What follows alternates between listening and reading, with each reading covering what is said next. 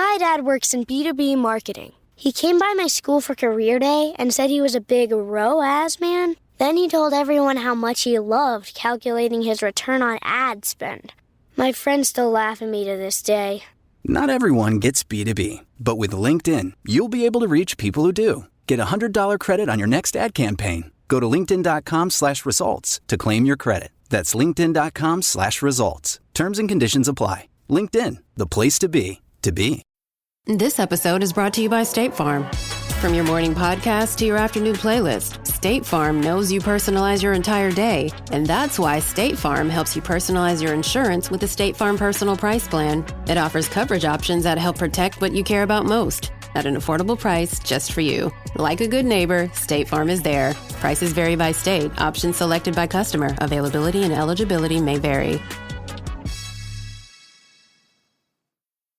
Hi, this is Dr. Andrew Rimby, host of the Ivory Tower Boiler Room Arts and Culture Podcast. If you haven't, please take a second to rate us on Spotify or Apple Podcasts. Please make sure you're following us on Spotify or Apple. And did you know we have a YouTube channel? Please subscribe to our YouTube channel. It really means a lot. You can actually see a lot of our video episodes on YouTube. And if you don't want to listen to any ads that are going to happen throughout the episode, even though I love all of our sponsors, of course, you can listen to our ad-free episodes on Patreon. That's patreon.com/Ivory Tower Boiler Room. And right now you can get 1 week for free to see all of the ad-free episodes. And all of those episodes are also video episodes. So you can get to watch me, the guest, and you can also listen to all of Mary's True Crime and Academia episodes ad-free. Okay, I hope you enjoyed the episode.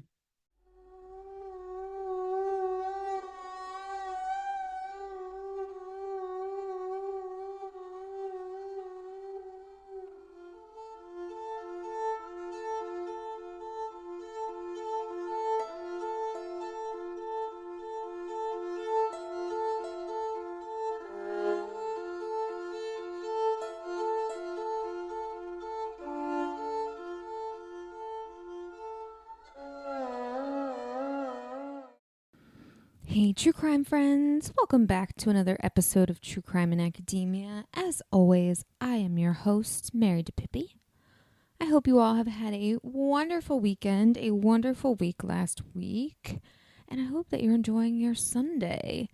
I don't know, I feel like I'm still trying to unwind and just move on from the chaos that was kickoff. I mean, as always, it was a great time. You know, it was great to see everybody.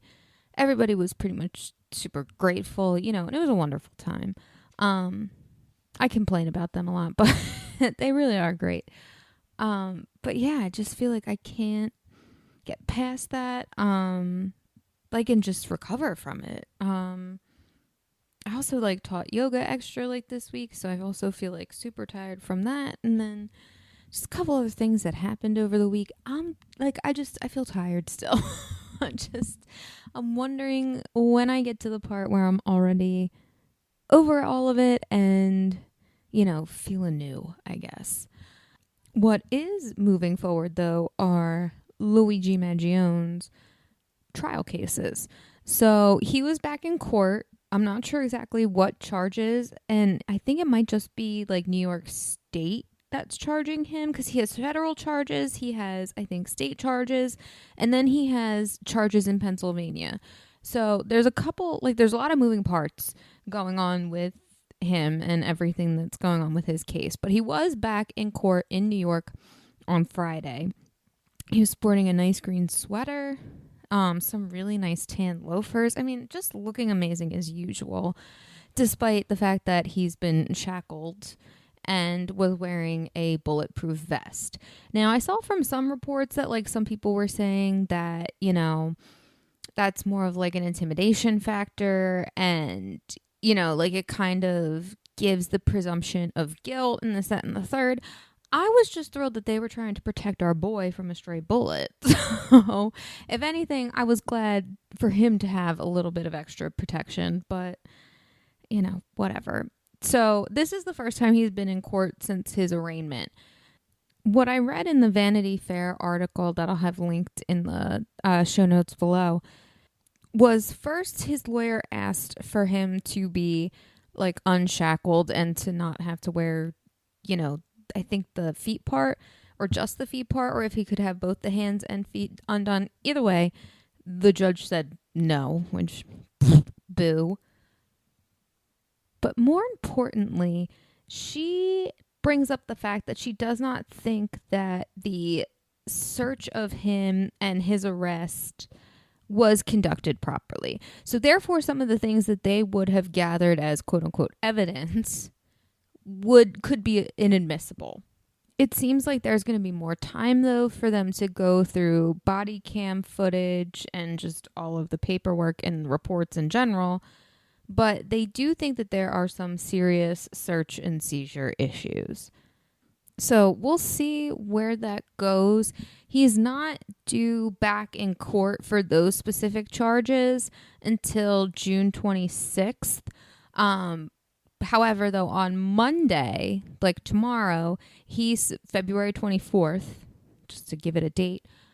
He's going to, well, it's not sure if he's going to be there or not, but there is going to be trial for him in Pennsylvania on the weapons charge. And then, like I said, I think there's also a federal case against him, which he is not due in court until March 19th. And those will be stalking and murder charges. Again, this is all alleged. We don't know if he did it or not. We are all presumed innocent until the court says we are guilty. And just like his lawyer said, the idea that a lot of people are pushing, especially people that don't like him, pushing this narrative that he did this, really isn't fair and isn't okay. So again, trying not to let this case get lost in the shuffle. I know it's a huge, high profile case, or at least it seems to be that way. But I'm sure there are a lot of people who would like it to go away. And I don't want that to happen. So I will let you know the more that I have. But like I said, those are the next dates that are coming up. Like I said, Monday, it will be for weapons charges. March 19th, like I said, will be on a federal level for stalking and murder charges. And then it seems like what he was in, the charges for court that he was in for today will not be reconvened until June 26th. So keep those dates in mind. And, like I said, I will do my best to keep you all up to date. We are officially halfway through our Death in the Dorms series that is on Hulu in partnership with NBC. Before we dive into episode 4, we are going to take a little quick break.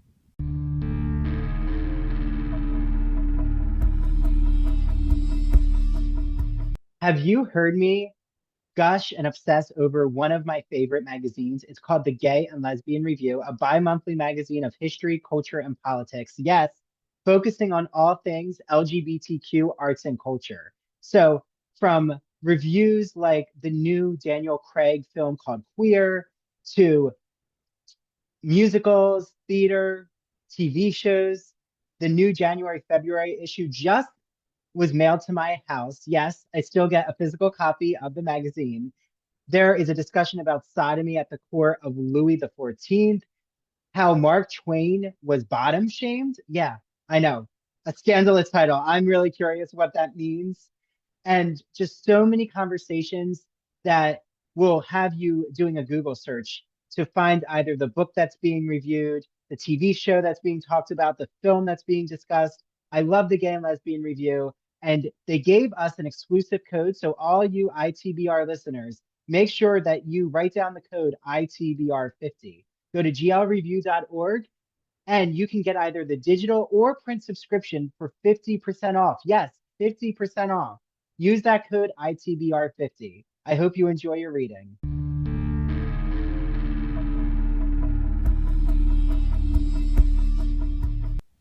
Max Gruver was born on January 27th, 1999, to parents Stephen and Rayanne Gruver.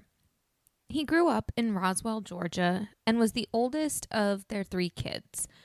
He had a younger brother named Alex, who they were just like best friends right off the bat.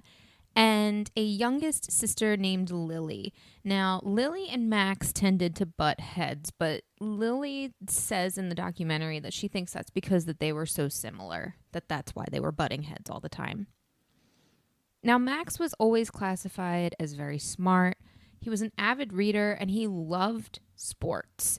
He even coached his sister's basketball team at one point, which I can't even imagine how that must have been for Lily, because it seemed like, I mean, I could be wrong, but to me, I was like, she might be holding back and just saying like, oh yeah, it was great that he coached. But also, I mean, to be fair, they even said in the documentary, had he not stepped up and coached the team, like they just wouldn't have had a team at all.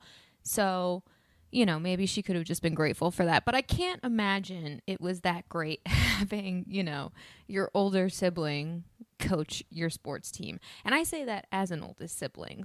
And maybe that's because my sister and I are close in age, so that would be weird. So maybe them having like a bigger age gap helped. I don't know. But either way, he coached her basketball team, which again, I think the whole situation with if they didn't have a coach, they weren't going to be able to play. They weren't going to be able to have a team.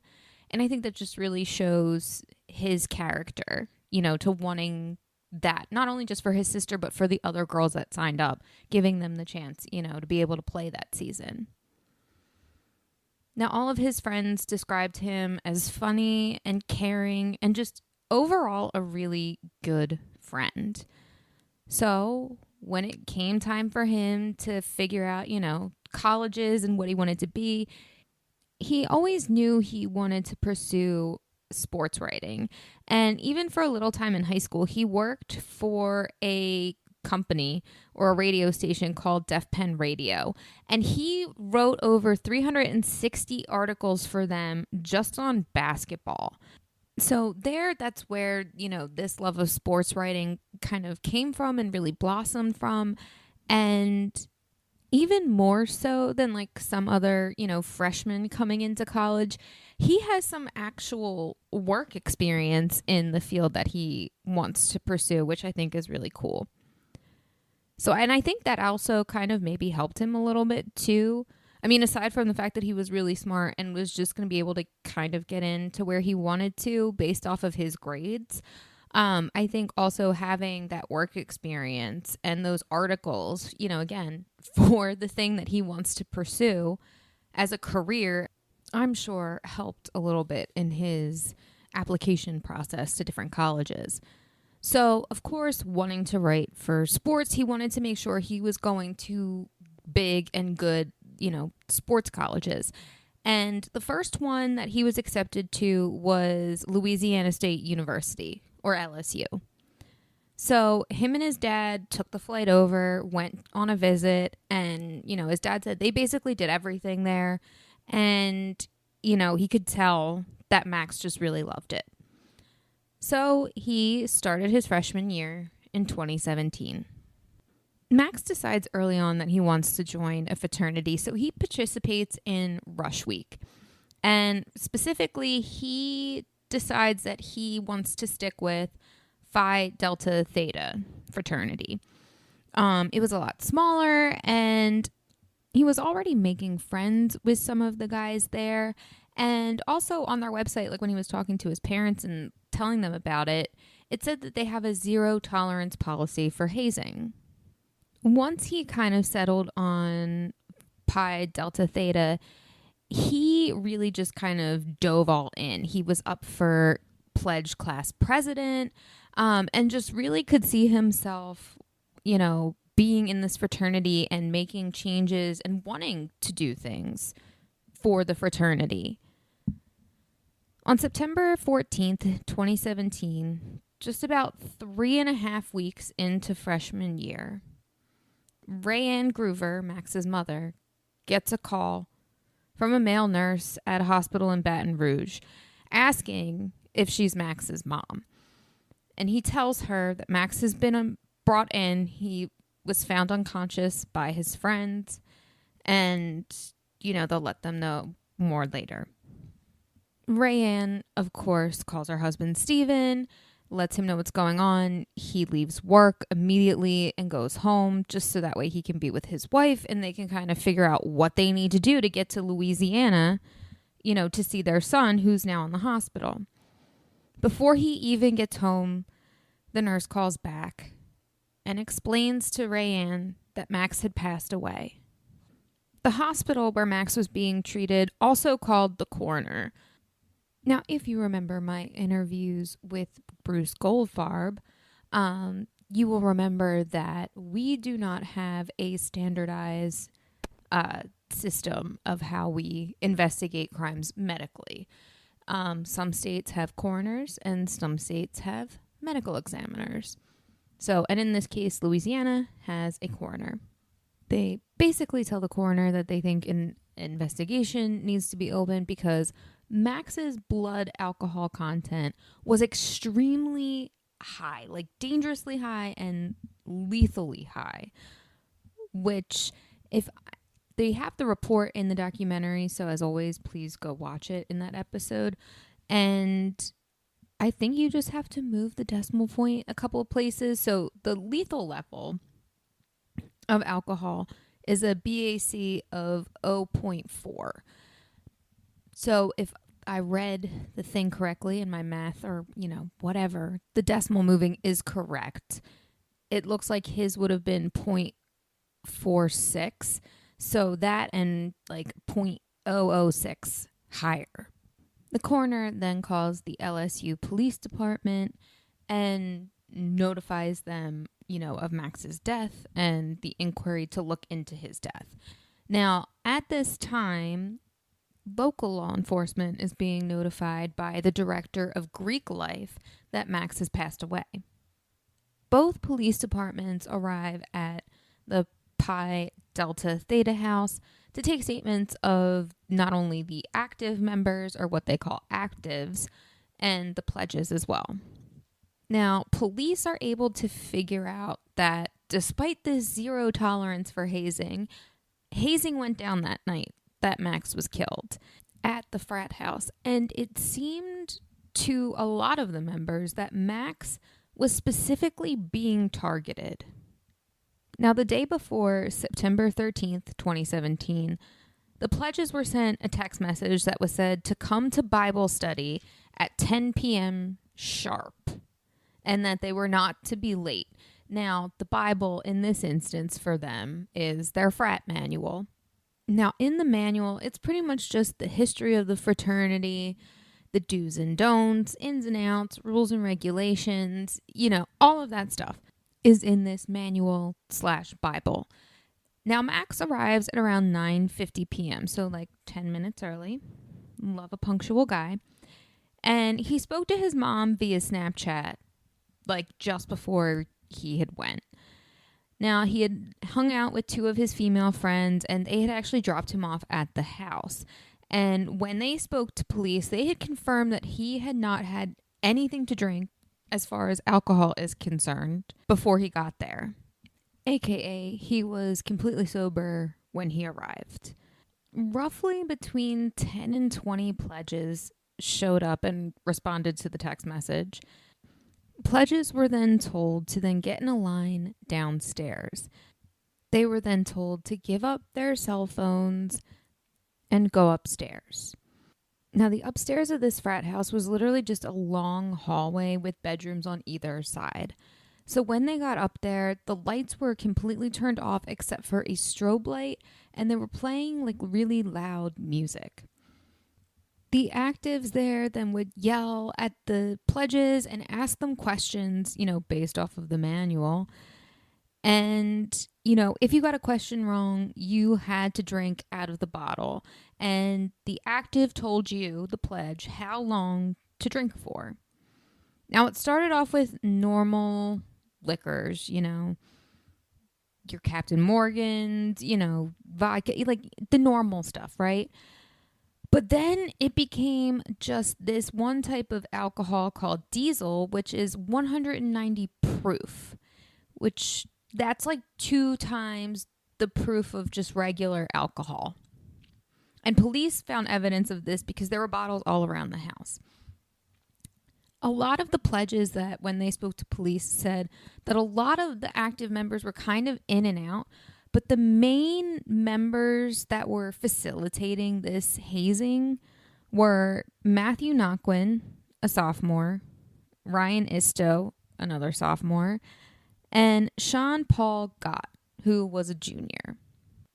Now, of the three of them, Matthew Naquin came up in interviews as being the most aggressive in this, that he was screaming and getting really angry when pledges didn't know the answers, and was the one specifically handing out the alcohol.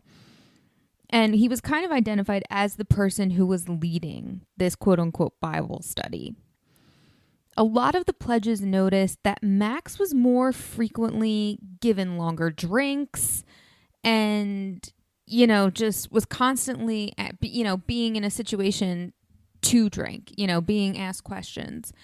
So, it seemed like he was specifically being targeted and picked on more so than the others.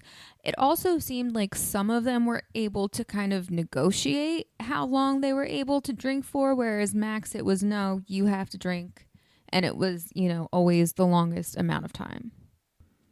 As the night progressed, Max was being asked more by Matthew Naquin to drink more and more. And according to the pledges, Max was so drunk that they actually tied a trash bag around his neck because they thought he was gonna puke. But despite this, Matthew would just not let up on Max. So when they were done, the actives, they turned the lights back on and they ordered the pledges to go downstairs. Most of them had to help Max and get him to sit down on the couch. And when he did, he hit his head really hard on the windowsill behind him. Now, a couple of his friends that were there, tried to offer and find ways to get Max home, but they were told by the actives to leave him there and that one of them would watch him for the rest of the night. And, because he was just too drunk to walk home. So it would be fine for him to stay. The next morning, a couple of the pledges, that are friends with Max, all texted each other wondering how he was and decided that they were going to go to the house and go check on him and see how he was. When they walk in, they find that Matt is still on the couch. One of his friends, I believe his name is Christian. I'm not 100% sure. I meant to check that before I recorded this. But obviously I just didn't have the time. So like I said, I think his name is Christian. If you watch the documentary, you'll know his name.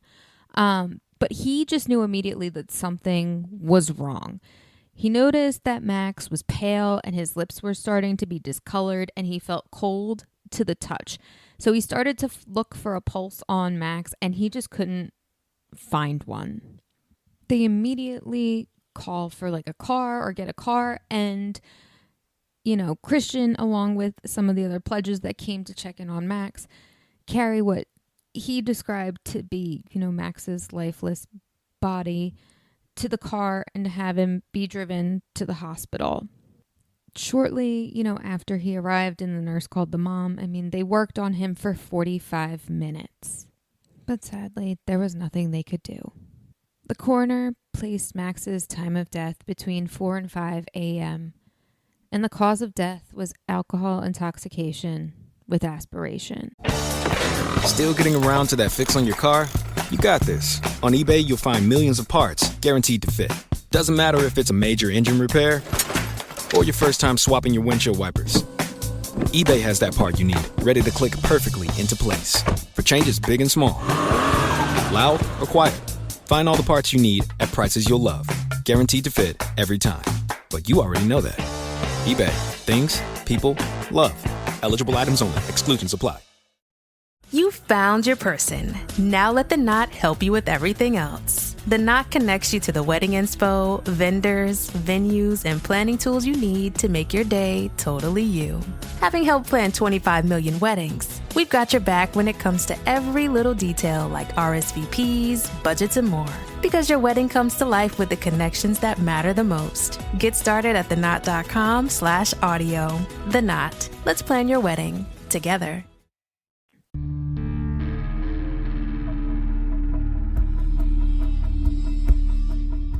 As an English professor, I would have no idea where to begin with books to assign to my students. So I absolutely love Broadview Press, who is celebrating their 40th anniversary.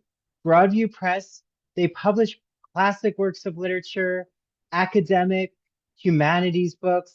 I've read so many of their books, and I've always loved whatever conversations being discussed, from the philosophy of sport, indigenous philosophy and Native American culture, vampire literature, The Wonderful Wizard of Oz, new edition that just came out just in time for Wicked fandom, folk and fairy tales. My students love the different Cinderella and Little Red Riding Hood fairy tales that we discussed. They always have a really exciting collection. So head on over right now to broadviewpress.com. Use the exclusive code that they gave us, Ivory Tower, for 20% off all of your orders.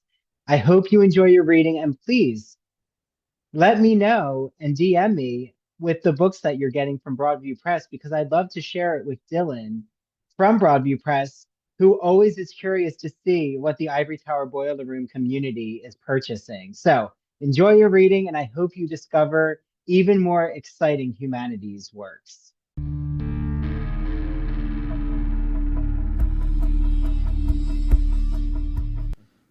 The Student Accountability Office at LSU also opened an investigation, and they were able to get more details from the students. They found out that the day of the Bible study, Max was going to get a bid or an invitation to join the fraternity, and that Matt did not want him in it. Apparently, Max had been late to a few events, and for some reason, that really pissed off Matt. And it just seemed in general that Matt really just had something out for Max. And he just really made it clear that he did not like Max, and he did not want him to be in the same fraternity as him, or in the fraternity in general.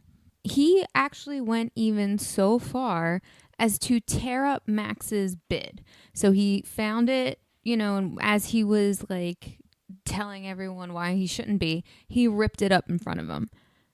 Now, they still reprinted it and still gave him the bid, but I'm not entirely sure if Matt knew about that, but it doesn't really matter.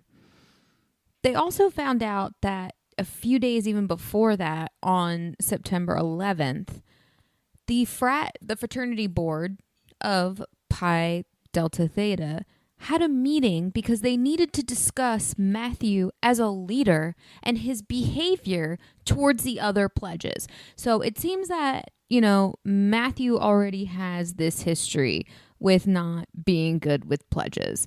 It seems that in one instance, Matthew shot pledges with an airsoft BB gun, for just because, they were cleaning or whatever after an event, and, just felt like that he should be able to do that. That's just, just certain abusive behaviors.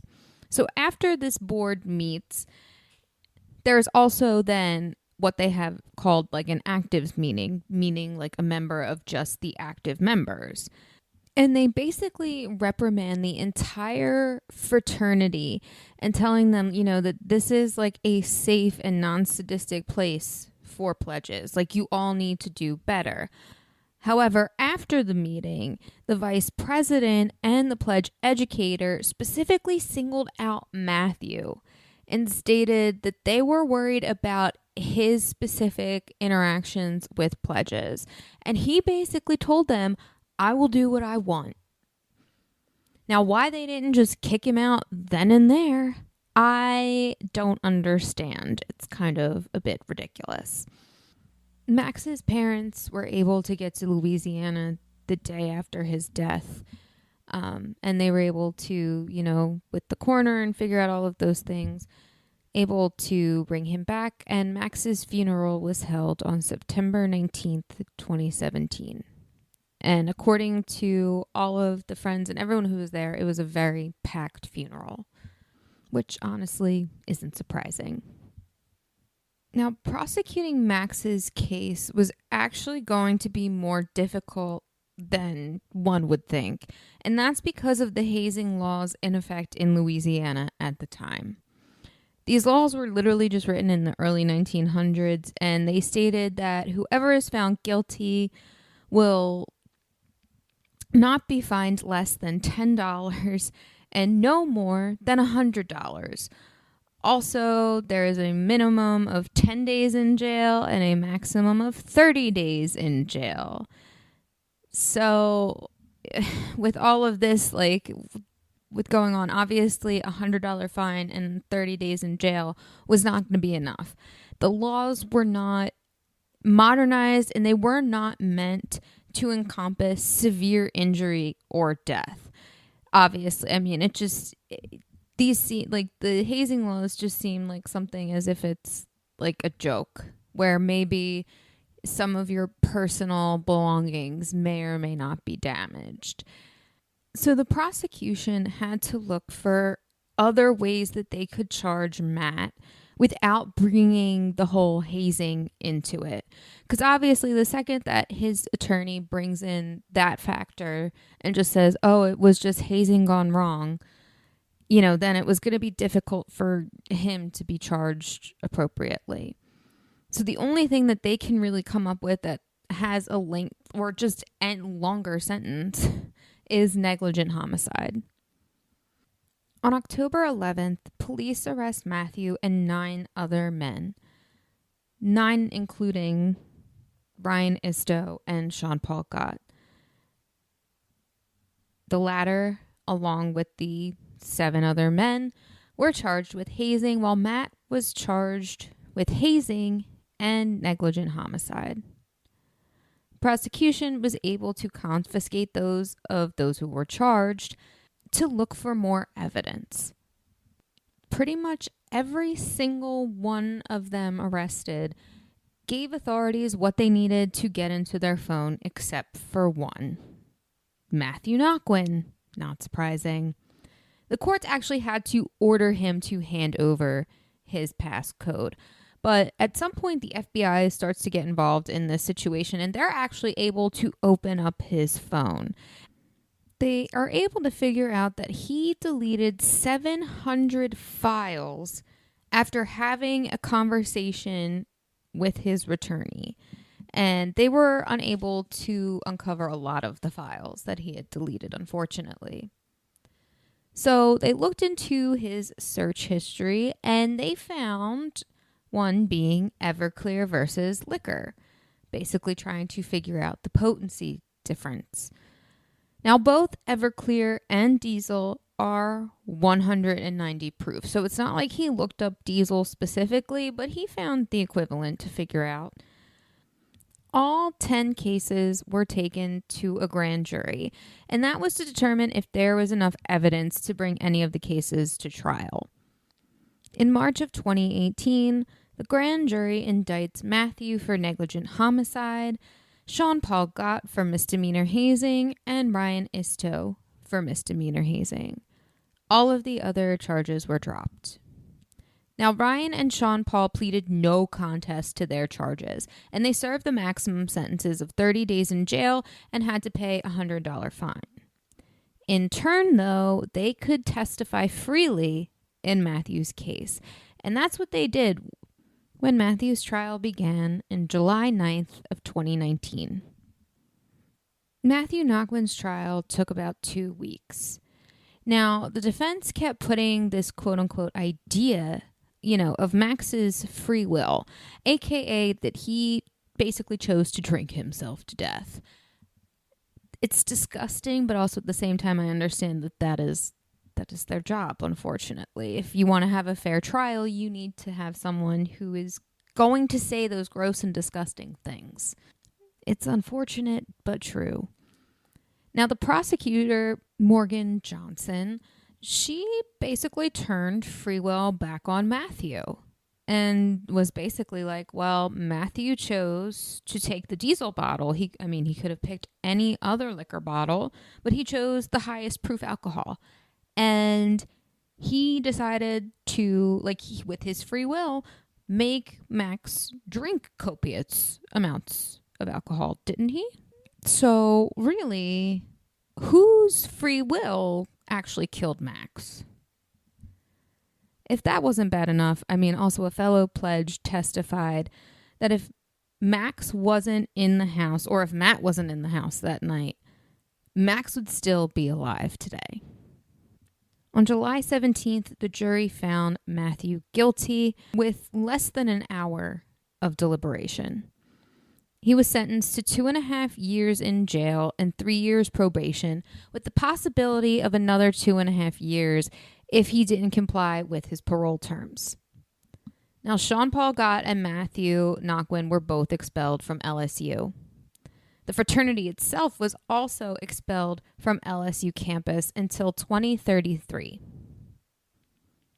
Max's parents went on to create the Max Gruver Foundation to educate college groups like fraternities, sororities, sports, different clubs, things like that, on the dangers of hazing.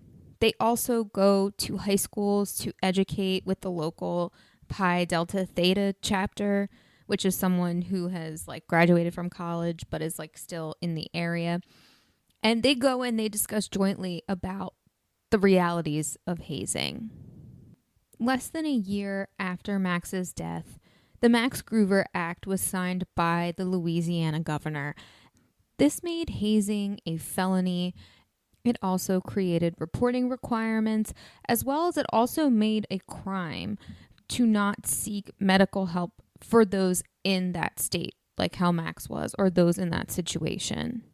They're also looking to make the Max Gruver Act a federal law, which honestly, I think that would be great. I mean, we don't realize a lot of these laws are so antiquated until a situation arises when we really need them to not be, like in this case with the no hazing laws and stuff in Louisiana.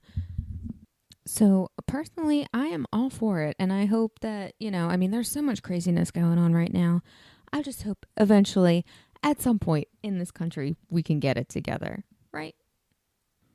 Well, that is all I have for you, my loves. I hope you all have a wonderful, wonderful week and a restful Sunday night.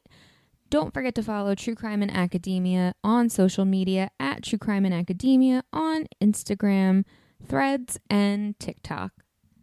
You can also listen to this episode ad-free on patreon.com/Ivory Tower Boiler Room if you are a subscriber. Until next time, my loves, I will see you all later. I'm sure you've heard me talk about my friend Christian Garcia's podcast, but if you haven't, you need to look up his podcast, That Old Gay Classic Cinema. It is on YouTube, Apple, Spotify, wherever you get your podcasts.